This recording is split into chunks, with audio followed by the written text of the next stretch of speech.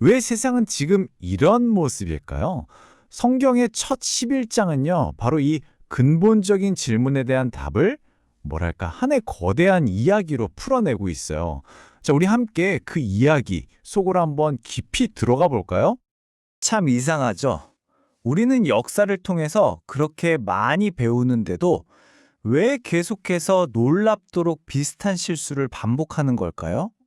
여러분도 그런 생각 해보신 적 없으세요? 그리고 또 이런 건 어떠세요? 기술은 정말 눈부시게 발전해서 인류를 달까지 보냈잖아요? 그런데 왜 우리 주변의 관계, 이 사회의 고통은 전혀 줄어들지 않는 것처럼 느껴질까요? 세상은 더 복잡해지고 어딘가 더 아픈 것 같고요. 자, 창세기는요, 이런 질문들에 대해서 무슨 과학 보고서처럼 딱딱한 설명을 해주지는 않아요. 그 대신에 우리 자신의 모습을 그대로 비추어주는 어떤 거대한 거울 같은 그런 이야기를 들려주죠. 이야기의 시작은 바로 질서의 세계입니다. 모든 것이 처음 시작됐던 순간 그 혼돈 속에서 어떻게 질서가 만들어졌는지 한번 보시죠. 한번 상상해 보세요. 태초의 상태는 그야말로 혼돈, 공허함, 그리고 깊은 어둠, 바로 그 자체였어요. 아무런 형태도 없고 의미도 없고 모든 게 그냥 뒤죽박죽 섞여 있는 그런 무질서한 상태였죠. 바로 그 순간 이 모든 걸 가르는 첫 마디가 울려 퍼집니다. 빛이 있으라. 바로 이 말이 모든 질서의 시작이었던 거죠. 그러자 놀라운 일이 벌어져요. 빛과 어둠이 착 나뉘고요. 하늘과 바다가 제자리를 찾습니다. 그리고 마침내 땅이 드러나고 그 위에 생명이 피어나기 시작하는 거예요. 혼돈은 사라지고 의미와 목적이 있는 아름다운 세상이 만들어지는 거죠.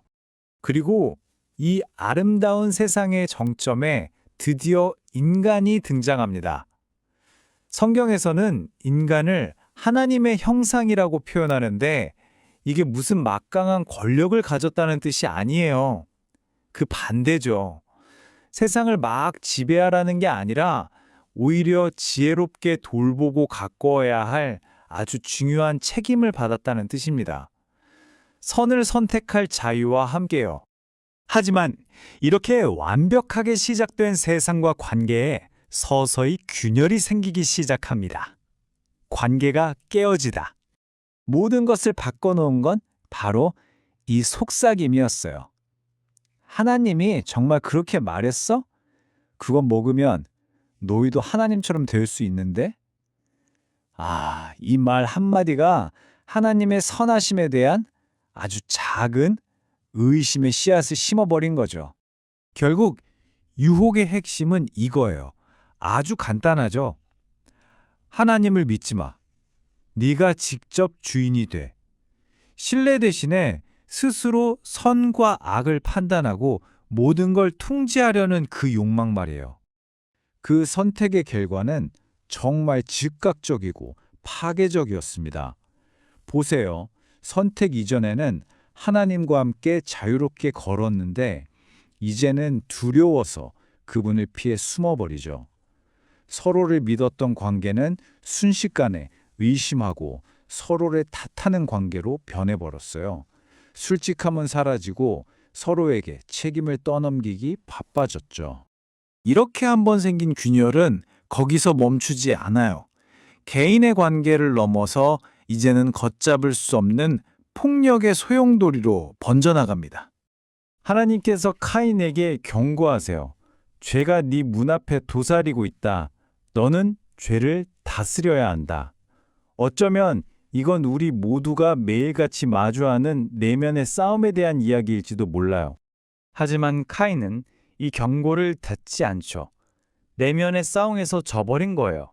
그리고는 이렇게 되묻습니다. 제가 제 동생을 지키는 사람입니까? 이건 그냥 변명이 아니에요. 형제에 대한 모든 책임과 관계를 완전히 끊어버리는 정말 끔찍한 선언이죠.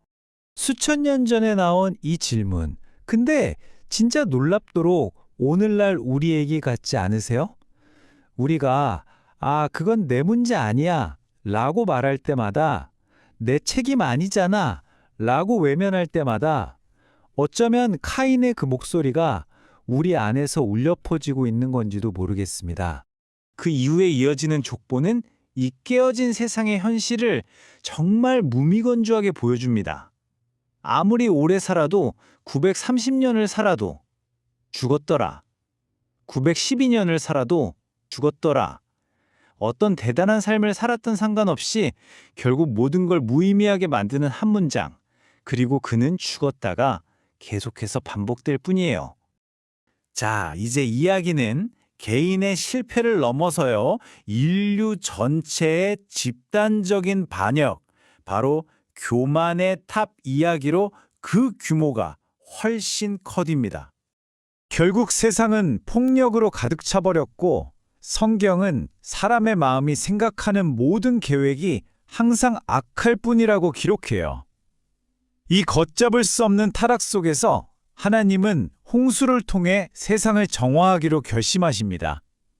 마치 시스템 리셋 버튼을 누르듯이 말이죠. 하지만 그 끔찍한 심판 뒤에는 아주 놀라운 약속이 따라옵니다. 바로 하늘의 무지개죠. 내가 다시는 너희를 포기하지 않겠다. 이 무지개는 바로 그 희망의 징표가 되는 거예요.